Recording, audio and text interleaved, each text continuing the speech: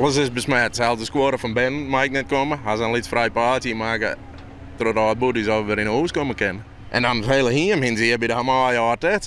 Ik zei dat wordt niks. Maar ik moet al bij de kaalbulten komen kennen. Maar verder in scoren en om het hele en hier een steek lang en mij weer net in.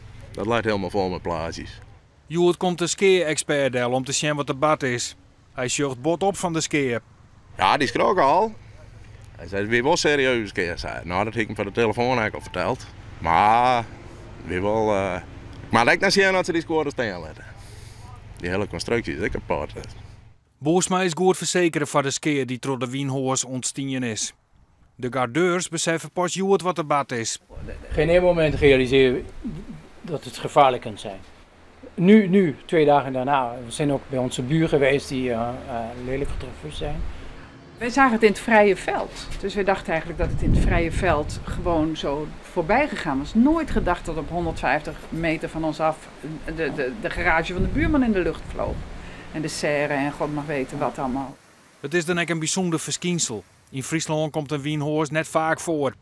En hoe ontstaat zo'n wienhoors eens? Uiteindelijk toch een sterke opstijgende lucht, warme lucht, onstabiele lucht. Ongeveer van ik werd koudere lucht in de hegere luchtlagen. Maar een tige warm waartype zou zouden sneeuwen.